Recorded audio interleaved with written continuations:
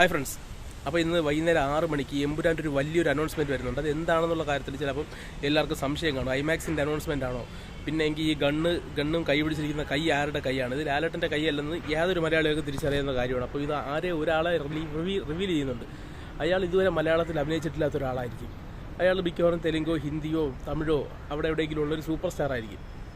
അല്ലെങ്കിൽ super star പദവിയിലോട്ട് Dhanush, Karti അതുപോലുള്ളൊരു ക്യാരക്ടറായിരിക്കും ചിലപ്പോൾ ഇതിൽ വരാനുള്ള സാധ്യതയുള്ളത്. കാരണം എന്താണെന്ന് വെച്ച് കഴിഞ്ഞാൽ ഈ മോഹൻലാലിൻ്റെ കുറേ ഫോട്ടോകളൊക്കെ നമ്മളെ കാണിച്ച് കഴിഞ്ഞതാണ്, ലുക്കും കാര്യങ്ങളൊക്കെ.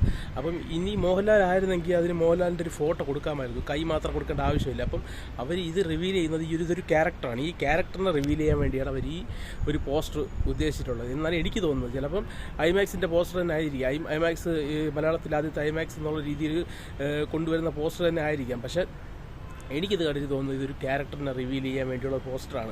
അതിൻ്റെ കൂടെ ചിലപ്പോൾ ഐമാക്സ് ചിലപ്പോൾ വന്നിരിക്കുമെന്ന് എന്ന് വരാം. പക്ഷേ ഈ കൈ എന്ന് പറയുന്നത് ലാലേട്ടൻ്റെ അല്ലെന്ന് നമുക്ക് എല്ലാവർക്കും ഏതൊരു മലയാളിക്ക് തിരിച്ചറിയാമെന്നുള്ള കാര്യമാണ്. അപ്പം ഈ ഒരു കൈ ആരുടേതാണെന്നുള്ള ചോദ്യമാണ് ഇപ്പം മൊത്തം സോഷ്യൽ മീഡിയയിൽ കിടന്ന് കറങ്ങുന്നത്. ഈ ഗണ്ണും കൈയും, ഗണ്ണ് എബ്രഹാം ഖുറേഷി ടീമിൻ്റെ കൈയാണ്, അല്ലെങ്കിൽ ഗണ്ണ് എബ്രഹാം ഖുറേഷിയുടെ കൈയാണ്, ഗണ്ണാണ്. അപ്പോൾ ഈ ഗണ്ണ് പിടിച്ചിരിക്കുന്ന ആരാണ്? എന്തായാലും ഇത് വില്ലനല്ല. കാരണം ഇത് എബ്രഹാം ഖുറേഷിയുടെ ടീമിലുള്ള ആളാണ്. ആ ടീമിലുള്ള ആൾ ആരാണെന്നാണ് എല്ലാവരും അന്വേഷിച്ചുകൊണ്ടിരിക്കുന്നത്. ആ ടീമിലുള്ള ആൾ എന്തായാലും മലയാളി ഒരു ആക്ടറല്ല.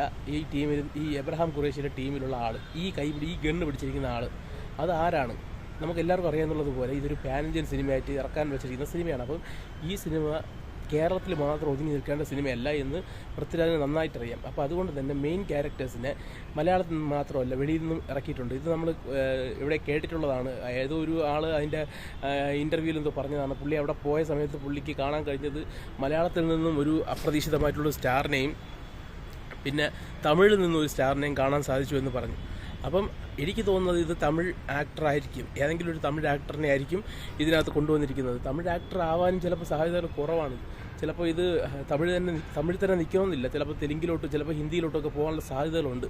കാരണം അത്രയും പിടിച്ചടക്കണമെങ്കിൽ അവിടെ എല്ലാം ഈ പടം അത്രത്തോളം ഓളം എത്തിക്കണമെങ്കിൽ ഈ സിനിമയ്ക്കകത്തുള്ള ഈ ക്യാരക്ടർ, ഈ ഗണ്ണ് പിടിച്ചിരുന്ന ക്യാരക്ടറിന് അത്രത്തോളം പ്രാധാന്യമുണ്ട്. അപ്പോൾ അത് ആരാണെന്ന് നിങ്ങൾക്ക് ഗസ് ചെയ്യാൻ പറ്റുന്നുണ്ടോ? ഞാൻ ഒരു ക്ലൂ തരാം, ഇതെന്തായാലും ഒരു മലയാളി ആക്ടറല്ല, അത് 100% ഉറപ്പാണ്. ഇതൊരു തമിഴ് ആക്ടർ ആവാനാണ് ഒരു 50% സാധ്യത. അപ്പം ഇത് ആരായിരിക്കുമെന്ന് എനിക്ക് ഈ കാര്യങ്ങളെക്കുറിച്ചൊന്നും അറിഞ്ഞൂടെന്നാണല്ലോ നിങ്ങൾ പറയുന്നത്. അപ്പം നിങ്ങളുടെ അഭിപ്രായം എന്താണ്? നിങ്ങൾ കമൻറ്റ് ബോക്സിൽ ഇട്ടു. അപ്പോൾ വൈകുന്നേരം 6 മണിക്ക് ഈ പോസ്റ്ററിൻ്റെ ആളിനെ റിവീൽ ചെയ്യുകയാണെങ്കിൽ നിങ്ങൾ ഈ വീഡിയോ താഴെ വന്ന് നിങ്ങൾ കമൻറ്റ് ഇടാം. നിനക്കൊന്നും അറിഞ്ഞൂടാ എന്ന്. ഓക്കെ, നന്ദി, നമസ്കാരം.